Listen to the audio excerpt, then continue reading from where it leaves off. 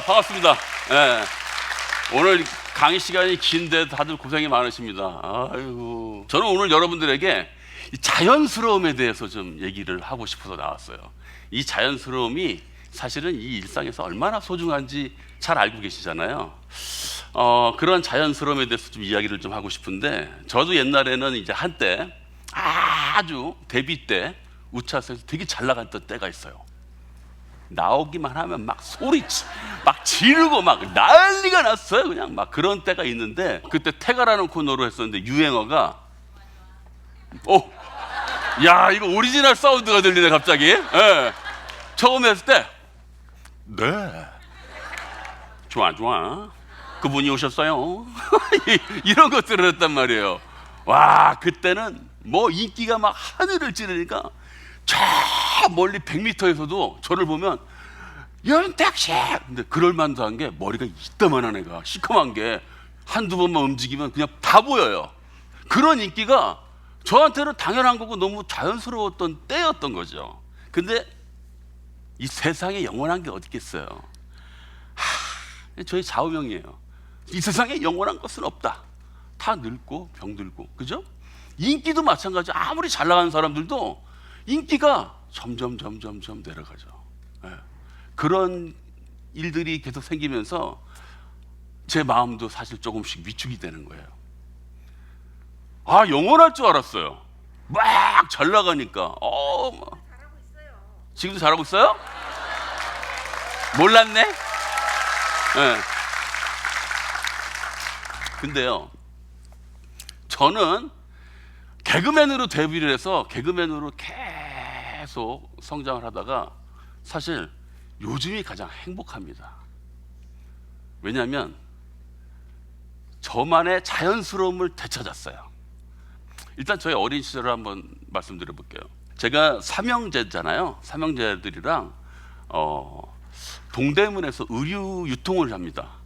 근데 그 유통이 너무나 잘 되는 거예요. 그래서 돈을 많이 벌었어요. 그래서 이대로 있으면 안 되겠다, 더 발전적인 일을 하자 그래가지고 벤처기업을 설립합니다. 그때 벤처가 막 붐이었거든요. 엄청난 붐이었어요. 그래서 우리 개그맨들이 좀 아이디어가 좀 번뜩이는 게 많잖아요. 그때도 이제 그런 과정이 있었나 봐요. 그래서 형제들이랑 막 아이디어를 막 하고 그러면 막 점점 그 온라인상에서 막 구현이 되면서 막 그런 것들을 만들어내는데 너무 재밌는 거예요. 막 그래서 벤처 회사로 굉장히 큰 회사가 됐어요. 직원이 30명. 근데 닷컴 버블, 아까 들으셨죠? 닷컴 버블로 인해서 회사가 망해요. 망하는데 회사가 망하는 걸 그대로 지켜볼 사람이 누가 있겠어요. 형제들이랑 같이 회사를 이끌었는데 집을 담보로 잡히고 대출을 끌어다 쓰고 회사를 어떻게든 내가 지켜야겠다라고 삼형제가 막 하다 보니까 자꾸 부채가 늘어나는 거예요. 그러면서 제가 빚을 7억 8천이라는 빚을 집니다. 와, 죽겠더라고요. 갈 데도 없고, 난 더 이상, 저 학교 다닐 때 공부 안 했잖아요. 뭐 이력서가 뭐 낼 게 없어요. 그냥 오로지 열정과 아이디어로 해서 회사를 키우는데 이거 갖고는 어디 취직하지 못하겠더라고요. 그래서 다 내려놓을 수밖에 없는 상황이 되는 거예요. 어떤 일이 벌어지냐면, 빚을 지면요, 전화가 무지하게 와요. 채권 추심, 돈 언제 갚을 거야 하면서 막. 근데 그런 사람들이 돈을 받아내야 되기 때문에 되게 강하게 얘기를 하면서 상대방을 하대를 많이 해요. 막말도 하고 욕도 하고 막 그런 시절이었어요. 근데 막 듣기 얼마나 귀찮고 싫어요. 뭐 돈이 있어야 갚지. 막 같이 막 화를 내보기도 하고 그러는데 안 돼요. 그러니까 사람이 이제 가진 게 없고 이제 내가 할 수 있는 게 없다라고 생각하니까 다 내려놓게 되는. 어느 날 전화가 오는데 그냥 저도 모르게 웃음이 실 나오는 거예요. 식사하셨어요? 뭐 제가 뭐 나름대로의 계획이 있기도 하고 하지만 지금은 이러면 안 돼요. 그래서 그런 식으로 자연스럽게 삶에 대해서 그냥 같이 이야기도 하고 그러다 보니까 이제 그 사람도 저를 하대하지 않더라고요. 그냥 자연스럽게. 그러니까 언제가 제가 안 갖겠다는 게 아니고 저는 지금 개그맨의 꿈을 꾸고 있습니다. 제가 반드시 성공해서 분명히 다 갚을 거예요 라고 이야기하고 어느 정도 이야기하니까 자연스럽게 그게 무화되고 어느 정도 되니까 전화가 자주 안 오더라고요. 예. 제 어릴 적 꿈이 뭔가 생각해 봤어요. 이제 더 이상 벼랑 끝에서 죽을 것 같으니까 내가 하고 싶은 거를 한번 해보고 죽자. 나 이제 죽을 것 같아. 할 게 없어. 그래서 무작정 대학로로 갔어요. 대학로에 가서 연습생을 시작하죠. 그때 저의 개그를 이렇게 판단해 주시던 분이 계셨었어요. 그래서 대학로로 갔죠. 근데 대학로 간다고 다 되는 게 아니에요. 계속 전화도 오고 돈 다 갚으라고 다 내려놓은 거예요. 근데 친구들한테 전화가 와요. 그래도 우리가 돈이 있건 없건 친구는 친구잖아요. 친구한테 전화가 와요. 그럼 제가 하염없이 막 눈물이 나는 거예요. 가슴이 막 메어오는 거야. 친구야, 미안한데 나 꼭 성공해서 돌아올 테니까 그때 보자. 나 개그맨 할 건데 그때 내가 다시 그때 꼭 성공해서 그때 다시 보자. 친구야, 나도 너무 보고 싶다. 같이 술 한잔 하고 싶고 같이 이야기 나누고 뭐 같이 놀고 싶은데 안 돼. 근데 어떻게 친구뿐이겠어요? 선후배 관계도 있죠. 가족 친구들도 있잖아요. 부모님께도 제가 양해를 구했어요. 아빠, 엄마, 저 꼭 성공해서 들어올 테니까 제가 잘 읽고 꼭 성공할 테니까 좀 믿어주세요. 그러면서 대학로 연습생 생활을 시작해요. 그때 제 1관, 2관이 있었는데 저희는 2관에 신입생으로 들어가고 1관에는 누가 있었냐면 박준영, 갈갈이 있죠? 옥동자, 뭐 내가 누구게 이정수, 예, 뭐 이런 사람들이 1관에서 공연을 막 하면 막 소리를 꽉 깨뜨리고 막 난리가 나요. 그럼 공연하고 딱 가잖아요. 그럼 저희는 뭐하냐? 연습생이잖아요. 다음날 1관 청소를 하러 가는 거예요. 청소하러 가면 가발 쓰다 뭐 던져가 바쁘니까 막 던져놓고 의상 입었던 거 막 바닥에 떨어져 있고 막 그러면 그거 막 청소하고 그러면 이제 먹다 남은 피자 있죠. 그런 거 있으면 막 살짝 들춰봐요. 왜 그러냐면 대학로 연습생 시절에는요 10권으로 밥 한 끼를 줘요. 그리고 공연을 한다고 해서 뭐 비용이 나오지가 않아요. 알아서 자취를 해야 되는 거예요. 그러니까 배고프잖아요. 돈 버는 것도 없고. 그러니까 피자 이거 딱 열어 피자가 있는데 한 입 먹고 이렇게 놔둔 것도 있고 뭐 도너츠도 막 그런 거 있고. 그럼 멀쩡한 거 좀 떼다가 그런 거를 먹으면서 눈물 젖은 빵도 먹어보기도 하고 굉장히 힘들고 눈물이 나면서도 기뻤어요. 당장 먹을 게 있으나 피자가 있어서 되게 기뻤어요. 근데 그 생활을 할 때 저는 이미 그 생활을 할 때 30살이 넘은 31살이었어요. 개그맨 시험을 보려면 32살이 32살까지예요. 그러니까 저는 이제 얼마 안 남았는데 그리고 주로 어떤 친구들 25살, 26살, 7살 요 친구들이 주류를 이루니까 저를 보면 앞에 대놓고 얘기를 하진 않아요. 뒤에서 저 형 31살인데 뭐 되겠어. 야 저 형 되겠어. 뭐 얼굴도 밋밋하고 지금 이야기가 아니에요. 그때는 머리가 이렇지 않았어요. 그냥 생머리에다가 얼굴도 밋밋하고 나이도 많아가지고 뭐 되겠어. 근데 그렇게 그러한 고난을 다 이겨내서 결국 SBS 공채 7기 개그맨으로 합격을 합니다. 네, 아유 감사합니다. 그래서 우차사를 통해서 스타덤에 오르게 되고 난리가 나게 되고 그 빚 7억 8천을 우차사 데뷔 이후에 오랜 기간에 걸쳐 가지고 빚은 다 갚게 됩니다. 근데 그러한 큰 인기를 얻었음에도 불구하고 또 불미스러운 일이 좀 일어나긴 해요. 기자회견도 있었고 노예계약 파문 사건으로 인해서 그런 것들이 이슈가 되면서 그때 이제 제가 조금씩 잊혀지게 되는 거예요. 자꾸 방송에서 좀 멀어지고. 그런데 그렇게 해서 조금씩 멀어지고 있다가 저한테 행운의 프로그램이 생기죠. 바로 나는 자연이다. 네, 그 프로그램을 만나게 됩니다.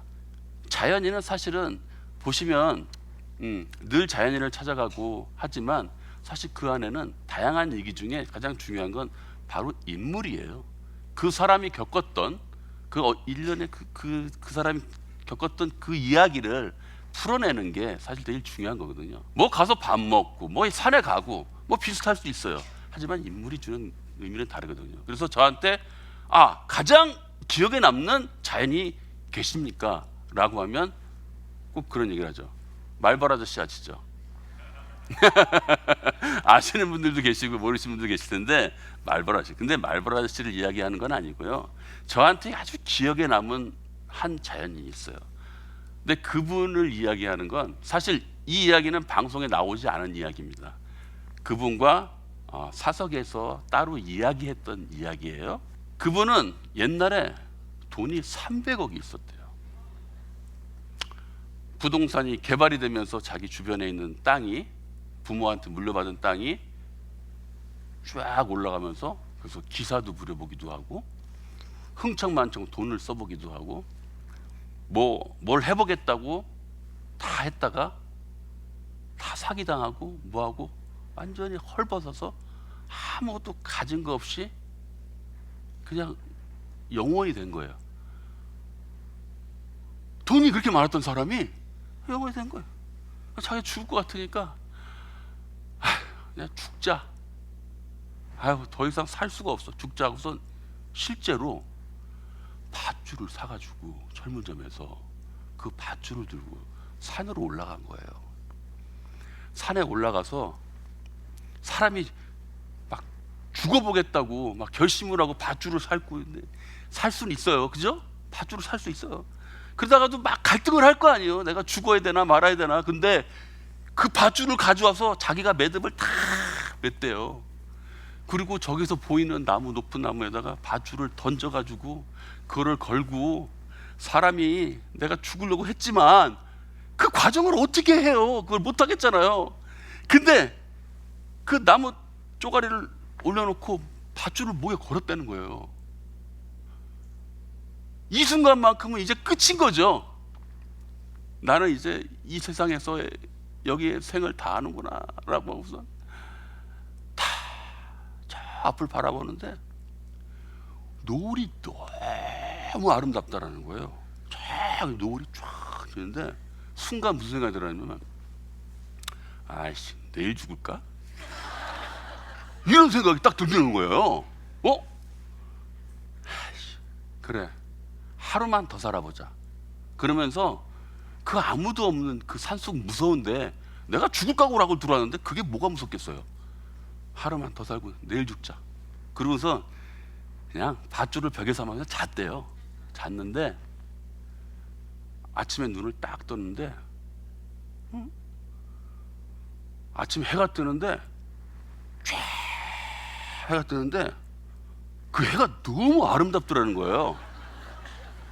막 새소리 막 들리죠. 상쾌한 공기에 막 주변이 너무 아름답다. 안 되겠다. 며칠 더 살아볼까? 해가지고 무작정 산 밑으로 내려가가지고 텐트 사고 먹을 걸 좀 사가지고 며칠 더 있어 보겠다고 하는 사람이 털을 잡기 시작하고 자기 살 길을 찾아서 노력을 해가지고 지금은 그 털을 잡고 행복하게 사시는 거예요. 아니 뭐 우리가 늘 보는 석양 있잖아요. 그거 뭐 어떻게 대단해요. 근데 그 시간만큼 자기한테 주어졌던 자기의 절망감과 무엇이든 내 이 생을 마감하려는 그 상황에서는 뭐든 아름답지 않겠어요? 그래서 그 이후로 그 털을 잡고 자연인으로 살면서 지금까지 내가 300억이 있었으면 뭐하냐, 내가 그러한 시련이 없었으면 나는 지금의 이런 행복이 나한테 없을 것이다 라고 오히려 그 시련에 감사하고 행복하게 사시는 분이 계십니다. 네. 자연스럽게 나답게 행복하게 사는 법, 누구나 할 수 있고 오늘 당장 할 수 있는 간단한 방법이 있어요. 그냥 제가 오랫동안 훈련을 해오면서 살고 있는 건데요, 나를 행복하게 할 수 있는 거, 인사하는 겁니다. 인사. 그냥 모르는 사람한테도 가서 지나가다 마주치면 안녕하세요 이렇게 인사를 해요. 모르는데 어떻게 인사를 해요? 그잖아요. 근데요 할 수 있어요.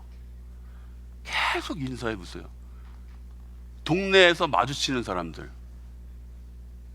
안녕하세요 하고 인사해요. 근데 인사 안 받아요. 물론 저는 유명한 사람이긴 합니다만은 이 사람이 나한테 왜 인사를 하지? 뒤를 쳐다봐요. 그럼 나 이래요. 아, 예. 안녕하세요. 저 알아요? 아, 아니요. 그냥 뭐 지나가다가 인사드리는 겁니다. 그러면 어머, 그래요? 아, 엄청 좋아하세요. 근데 그 정도로 우리가 인사가 습관이 되어 있지 않는데, 옛날에는 근데 제가 한 계기가 있어요. 눈이 마주치면 인사를 해야 될까 말아야 될까 막 어색할 때가 있어요. 그래서 그리고 어떤 분은 이러고 저를 쳐다봐요. 근데 왜 이렇게 쳐다볼까? 저분이 혹시 나를 싫어할까? 그래서 용기를 내봤어요. 안녕하세요 했더니 안녕하세요.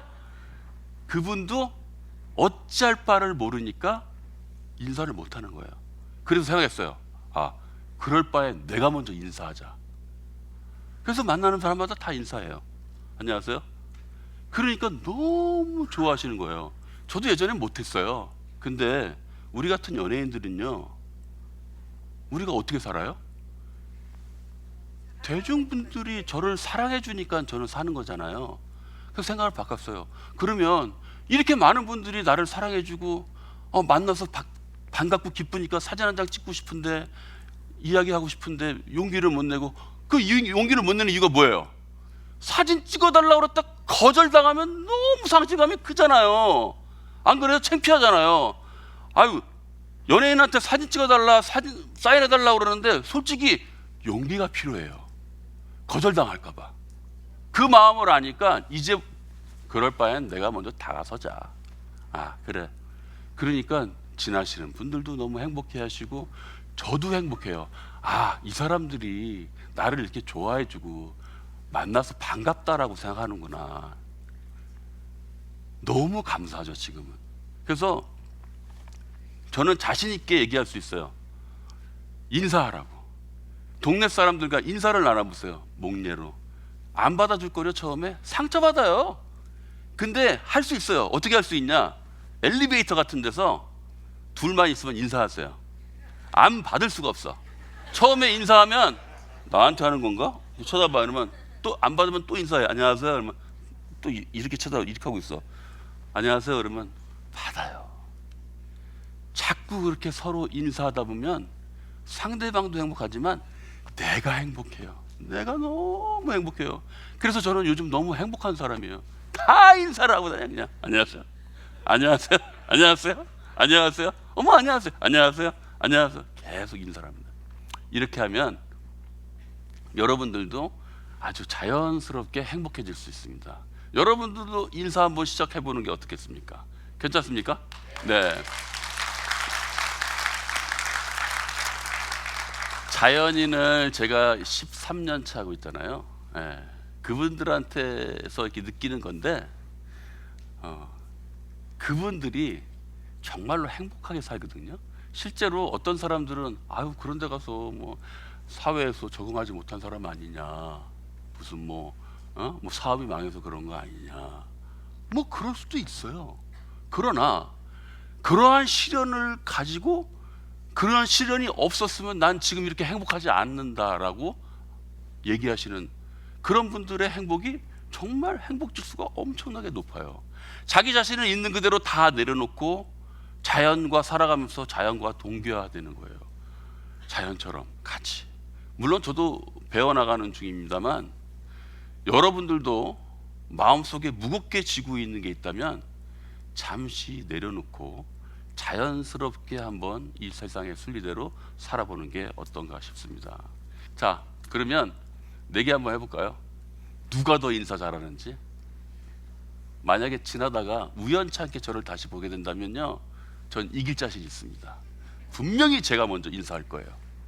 아니라고요? 그럼 할 수 없고. 근데요, 우리 혹시라도 다음에 길거리에서 우연하게 자연스럽게 다닐 때 그때 세바시 때 있었어요 라고 하면은 더 반갑게 인사 나눠드릴게요. 예. 그리고 아마 제가 먼저 인사드릴 거예요. 꼭이요. 예. 자, 오늘의 제 이야기가 여러분들한테 도움이 되실지 모르겠습니다만, 행복하게 사는, 진정하게 행복하게 성공하게 사는 인생, 여러분들에게 그 인생의 작은 울림이 되었으면 좋겠습니다. 감사합니다. 네. 네.